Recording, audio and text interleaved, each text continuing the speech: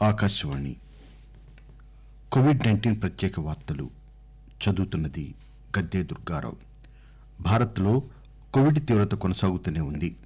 కొత్తగా 70,496 కరోనా కేసులు నమోదయ్యాయి. వైరస్ తీవ్రతకు మరో 964 మంది ప్రాణాలు కోల్పోయారు. ఫలితంగా మొత్తం బాధితుల సంఖ్య 69,06,156కి చేరింది. మరణాలు 1,06,690కి చేరుకున్నాయి. కేంద్ర వైద్య శాఖ గణాంకాల ప్రకారం దేశంలో 8,93,592 యాక్టివ్ కేసులు ఉన్నాయి.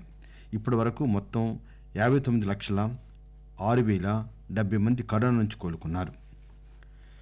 తెలంగాణలో గడిచిన 24 గంటల్లో 1,891 మందికి కోవిడ్ సోకడంతో రాష్ట్రంలో ఇంతవరకు కరోనా వైరస్ సోకిన వారి సంఖ్య 2,08,535కి చేరుకుంది. రాష్ట్ర వైద్య ఆరోగ్య శాఖ ఈ ఉదయం విడుదల చేసిన తాజా బులెటిన్ ప్రకారం రాష్ట్రంలో నిన్న 53,000కు పైగా పరీక్షలు నిర్వహించారు. కోవిడ్ నుంచి నిన్న మరో 1,878 మంది కోలుకోగా కోవిడ్ రికవరీల రేటు స్వల్పంగా పెరిగి 86.77% మెరుగుపడింది. ఇంతవరకు కోలుకున్న వారి సంఖ్య 1,80,953గా నమోదైంది. కాగా నిన్న మరో 7గురు మరణించడంతో రాష్ట్రంలో కోవిడ్ మృతుల సంఖ్య 1,208గా నమోదైంది. జీహెచ్ఎంసీ పరిధిలో తాజాగా 285 కరోనా పాజిటివ్ కేసులు నమోదయ్యాయి.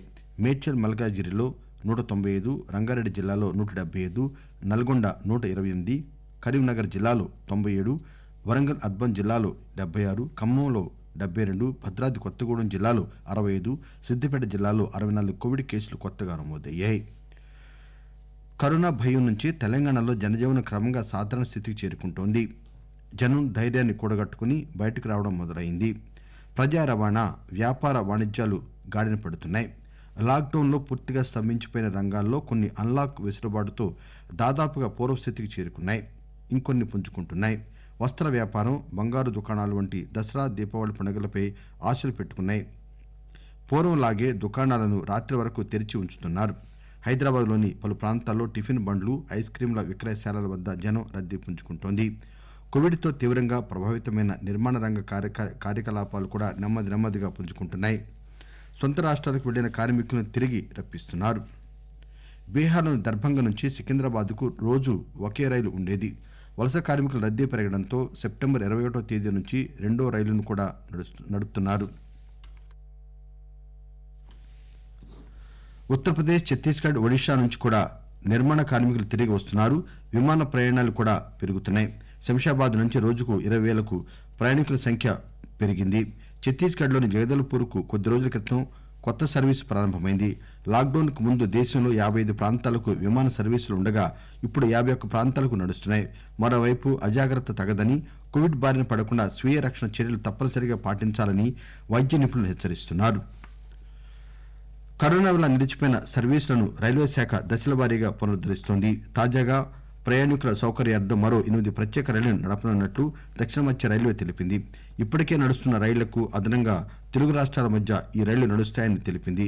సికింద్రాబాద్, విశాఖ, లింగంపల్లి, కాకినాడ, తిరుపతి, విశాఖపట్నం, సికింద్రాబాద్, షాలిమార్ మధ్య ఈ నెల 13 నుంచి ప్రత్యేక రైళ్లు నడుస్తాయి. కోవిడ్ మార్గదర్శకాలకు అనుగుణంగా ఆంధ్రప్రదేశ్లో సినిమా, టీవీ కార్యక్రమాల చిత్రీకరణకు అనుమతిస్తున్నట్లు రాష్ట్ర TV film development corporation MD T Vijayakumar Reddy తెలిపారు. ఇందుకు ఇప్పటికే ప్రభుత్వం ఉత్తర్వులు ఇచ్చిందన్నారు. షూటింగ్ సమయంలో సాంకేతిక సిబ్బంది అంతా మాస్కులు ధరించాలని, నటీనటుల విషయంలో మినహాయింపు ఉంటుందని పేర్కొన్నారు. హైదరాబాద్ నిమ్స్ ఆసుపత్రిలో కరోనా టీకా ప్రయోగాలు కొనసాగుతున్నాయి. భారత్ బయోటెక్ అభివృద్ధి చేసిన కోవాక్సిన్ టీకా రెండో దశలో భాగంగా నిన్న మరో 10 మందికి బూస్టర్ డోస్ ఇచ్చారు. దీంతో ఇప్పటి వరకు బూస్టర్ డోస్ ఇచ్చిన వారి మొత్తం సంఖ్య 37కి చేరింది. మరో 18 మందికి బూస్టర్ డోస్ ఇస్తే రెండవ దశ పూర్తవుతుందని వైద్య బృందం తెలిపింది. బీహార్లో అసెంబ్లీ ఎన్నికలు, మరో 11 రాష్ట్రాల్లో పార్లమెంటు, శాసనసభ స్థానాలకు ఉప ఎన్నికలు జరగనున్న వేళ ఆయా నియోజకవర్గాల్లో ప్రచారానికి ఇబ్బంది కలగకుండా కేంద్ర హోంశాఖ లాక్డౌన్ నియమాలను సడలించింది. ఎన్నికలు జరగనున్న నియోజకవర్గాల్లో 100 మందికి మించకుండా రాజకీయ సమావేశాలు ఏర్పాటు చేసుకునేందుకు రాష్ట్ర ప్రభుత్వాలు అనుమతులు ఇవ్వొచ్చని సూచించింది. ఆకాశవాణి కోవిడ్-19 ప్రత్యేక వార్తలు ఇంతటితో సమాప్తం.